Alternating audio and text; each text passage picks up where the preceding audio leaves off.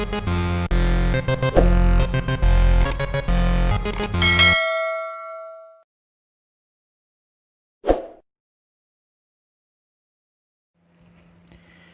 Friends, आपका स्वागत है आपके अपने YouTube चैनल इन्फिनिटी क्लासेस में।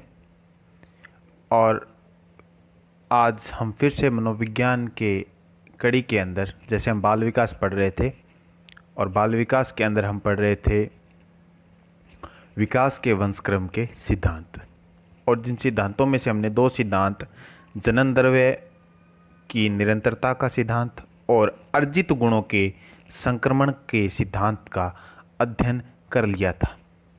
और आज हम पढ़ेंगे, जैसा कि आप देख पा रहे होंगे, तीसरा सिद्धांत मौलिक गुणों का सिद्धांत, उसके बाद में समान प्रतिमान का सिद्धांत, फिर विपरीत गुणों या प्रत्यागमन का सिद्धांत, और उसके बाद में पढ़ेंगे असमानता का सिद्धांत। तो सबसे पहले शुरू करते हैं। ये देखिए, मौलिक गुणों का सिद्धांत। पहला सिद्धांत मौलिक गुणों का सिद्धांत। देखिए, सबसे पहले मौलिक गुणों का सिद्धांत शुरू करते हैं।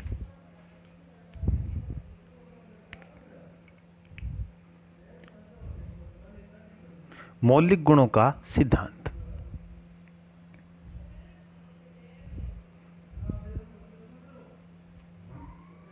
मौलिक गुणों का सिद्धांत। सबसे पहले मौलिक गुणों का सिद्धांत, उनके प्रतिपादक। इसके प्रतिपादक हैं मेंडल। इसके प्रतिपादक हैं मेंडल। हाँ, बोटने वाले मेंडल ही इसके प्रतिपादक हैं, मेंडल। अब इस सिद्धांत के अंदर, जैसा इस सिद्धांत का नाम, दूसरा नाम होता है आनुवंशिकी का सिद्धांत।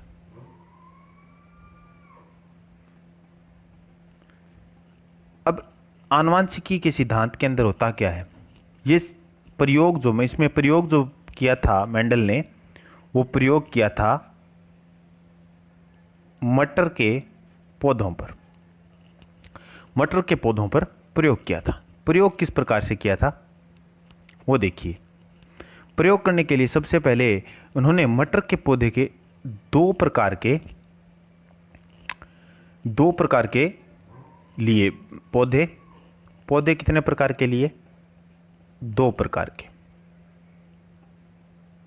दो प्रकार कौन कौन से? एक तो लंबे प्रकार के पौधे और एक बौने प्रकार के पौधे। दो प्रकार के पौधे इन्होंने लिए। मौलिक गुणों के सिद्धांत के अंदर पढ़ रहे हैं प्रयोग में क्या किया। तो उन्होंने लंबे पौधे लिए, उतनी ही संख्या में बौने पौधे लिए और एक स्थान पर बो दिए। तो बोने पर इन्हें रिजल्ट क्या मिला? इन्हें रिजल्ट में मिले 25% तो लंबे पौधे मिले, एक रिजल्ट। दोनों को एक साथ बोने पर रिजल्ट। उसके बाद में दूसरा रिजल्ट इन्हें मिला 50% संकर पौधे, यानी कि लंबों के भी गुण थे और बोनों के भी, संकर या औसत पौधे।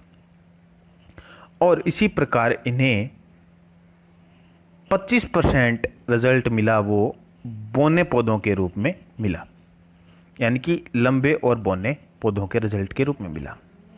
तो इन्होंने इस प्रयोग को आगे बढ़ाया और इन्हीं 50% संकर पौधों को आगे दोबारा बो दिया। ये इनकी फर्स्ट पीढ़ी मिली थी, इनको दोबारा से बो दिया इनको। तो इनको रिजल्ट के रूप में क्या मिला? 50% संकर को इन्होंने बो दिया दोबारा, तो इनको अब नेक्स्ट बार क्या मिला? नेक्स्ट, यानी कि ये खुद पहली पीढ़ी, ये दूसरी, ये पहली पीढ़ी, ये दूसरी पीढ़ी और लास्ट में तीसरी पीढ़ी। इन 50% संकर पौधों को बोने पर इन्हें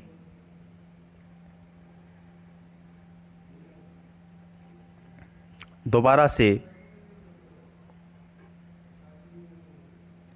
50% लंबे और 50% बोने पौधे प्राप्त हुए। यानी कि कहने का अर्थ है प्रयोग से, इस प्रयोग में रिजल्टेंट क्या मिला, इस प्रयोग में रिजल्ट ये मिला कि जो मौलिक गुण होते हैं वो कहीं ना कहीं जाके आगे जाके प्रकट हो ही जाते हैं। मौलिक गुण जो है वो कहीं ना कहीं आगे जाकर प्रकट हो जाते हैं, यानी अगली पीढ़ी में प्रकट हो जाते हैं। इस पीढ़ी में प्रकट नहीं होते, पहली पीढ़ी में प्रकट नहीं हुए तो दूसरी में हो गए। तो इस प्रकार से हम देखते हैं कि तीसरी पीढ़ी के अंदर जो मौलिक गुण, मूल गुण होते हैं वो प्रकट हो जाते हैं। तो मूल गुण प्रकट हो जाते हैं, तो इसको मनोवैज्ञानिक तौर पे अपन मनुष्य के जीवन पर लागू करें तो देखिए जैसे दादा दादी के गुण होते हैं वो पोता पोती के अंदर प्रकट हो जाते हैं। जैसे नाना नानी के गुण होते हैं वो नातिन के अंदर या नाती के अंदर प्रकट हो जाते हैं। तो ये ही जो है मौलिक गुणों का सिद्धांत है। यानी कि मौलिक गुणों के सिद्धांत के अनुसार यदि पहली पीढ़ी के अंदर गुण प्रकट नहीं हो पाते तो वो दूसरी में नहीं तो वो तीसरी पीढ़ी के अंदर आते आते मौलिक गुण जो है वो प्रकट हो जाते हैं, मौलिक गुण सामने आ जाते हैं। ये था मौलिक गुणों का सिद्धांत जो कि मेंडल ने दिया था। ठीक है, वैसे भी अपने राजस्थानी में कहते हैं कि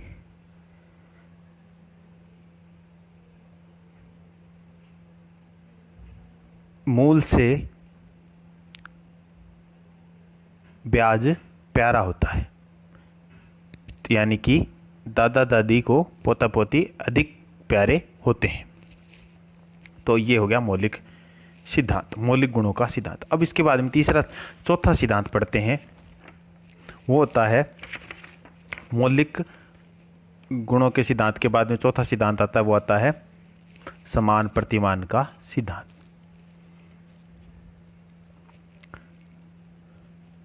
चौथा सिद्धांत आता है समान प्रतिमान का सिद्धांत। समान प्रतिमान का सिद्धांत। तो सबसे पहले इसके अंदर जो बात आती है वो इसके प्रतिपादक की, के सिद्धांत दिया किसने था? प्रतिपादक। प्रतिपादक के सिद्धांत के हैं सोरेनसन। सोरेनसन ने समान प्रतिमान का सिद्धांत दिया। अब समान प्रतिमान का सिद्धांत सोरेनसन ने दिया तो इस सिद्धांत के अंदर होता क्या है, मेनली बात क्या होती है? इसके अंदर बात होती है माता और पिता, यानी कि जो जनक होते हैं या जननी होती है और संतान उनकी। तो जिस आकृति, जिस स्वरूप या जिस प्रतिरूप, यानी जिस आकृति, स्वरूप या प्रतिरूप या कुल मिलाकर कहें तो जाति के माता पिता होते हैं, उसी स्वरूप के अंदर, समान रूप के अंदर या आकृति के रूप में संतान जन्म लेती है या संतान होती है। ये होता है समान प्रतिमान, यानी जिस जाति के माता पिता उसी जाति की संतान। कहने का अर्थ, भाई एग्जाम्पल इसको समझें, एग्जाम्पल से समझेंगे तो मनुष्य की संतान मनुष्य होगी और पशु की संतान पशु होगी। ये था समान प्रतिमान का सिद्धांत। समान प्रतिमान के सिद्धांत के बाद में आता है प्रत्यागमन का सिद्धांत या विपरीत गुणों का सिद्धांत।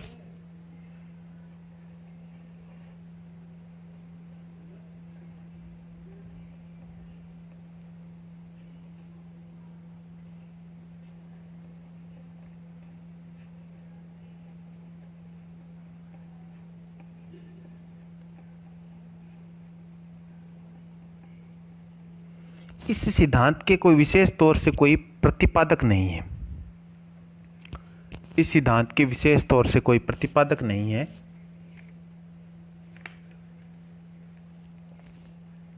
लेकिन इस सिद्धांत का समर्थन सोरेनसन ने किया है। प्रत्यागमन या विपरीत गुणों के सिद्धांत जो था उसका समर्थन वो किसने किया? सोरेनसन ने। अब इस सिद्धांत का अर्थ क्या है? प्रत्यागमन या विपरीत गुणों का सिद्धांत, इसका अर्थ है, इसमें क्या होता है कि कभी कभी माता पिता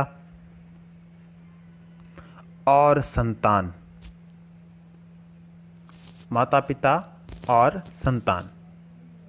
कुछ गुणों में विपरीत होती है, कुछ गुणों में विपरीत होती है एक दूसरे से। वो गुण हो सकते हैं जैसे मानसिक योग्यताएं हो सकती हैं,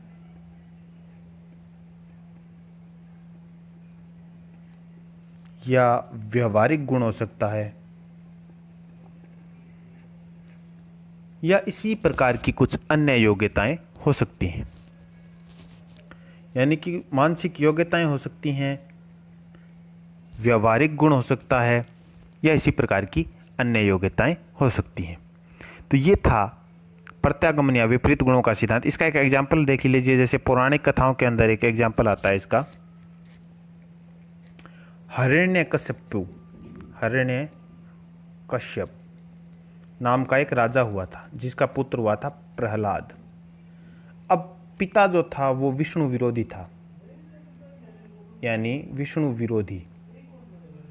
विष्णु भगवान का विरोधी था। लेकिन प्रहलाद जो था वो विष्णु भगवान का बहुत बड़ा भक्त था। ऐसा पौराणिक कथाओं के अंदर एक कथा मिलती है, पौराणिक कथाओं के अंदर, और उस कथा के अंदर ये दो पात्र हिरण्यकश्यप और प्रहलाद हुए हैं। तो इनके अंदर जो इनके व्यवहार के अंतर है, ये प्रत्यागमन या विपरीत गुणों के सिद्धांत को फलीभूत करते हैं। तो इसी प्रकार से एक सिद्धांत अन्य आता है, छठा सिद्धांत, वो है असमानता का सिद्धांत। वो भी पढ़ते हैं।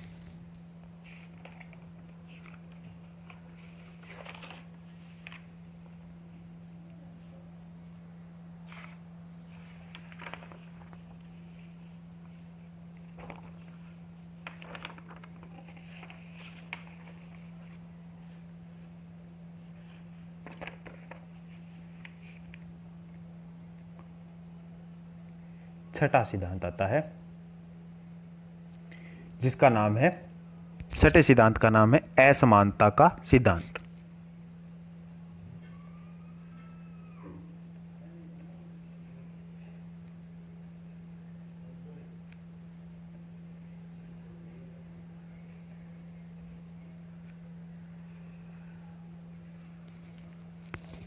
असमानता के सिद्धांत को विशेष तौर पे कोई इसका प्रतिपादक नहीं है, लेकिन इसके समर्थक हैं। इसके समर्थक डार्विन हुए हैं, और इसके समर्थक हुए हैं लैमार्क भी कह सकते हैं। लैमार्क तो और डार्विन दोनों असमानता के सिद्धांत के समर्थक हुए हैं। अब देखिए, असमानता का सिद्धांत जो है वो क्या कहता है? असमानता का सिद्धांत कहता है कि माता और पिता जो हैं वो संतान से कुछ गुणों में असमानता रख सकते हैं। बाई एग्जाम्पल की, जैसे ऐसी जो होंगी वो, जैसे शारीरिक विशेषताएं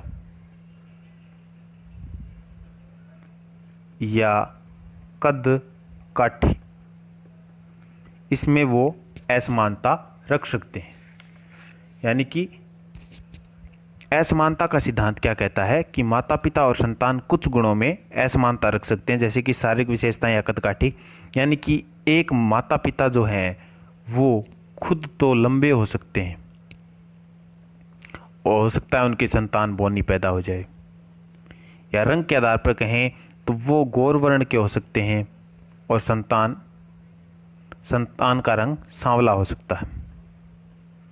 तो कुछ गुणों के अंदर उनके अंदर भिन्नता या असमानता पाई जा सकती है। यह है असमानता का सिद्धांत। इस प्रकार से हमने वंशक्रम के आधार पर विकास के सिद्धांतों को पूर्ण रूप से पढ़ लिया है। और अब हम पढ़ेंगे, जो नेक्स्ट जो हम पढ़ेंगे वो पढ़ेंगे वातावरण के बारे में। वातावरण के बारे में और पढ़ लेते हैं कि वातावरण के अध्ययन में क्या है, वो आज के वीडियो में और पढ़ लेते हैं।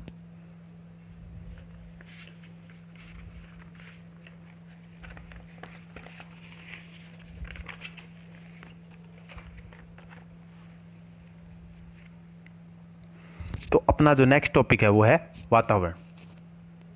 जैसा कि आप देख पा रहे होंगे, वातावरण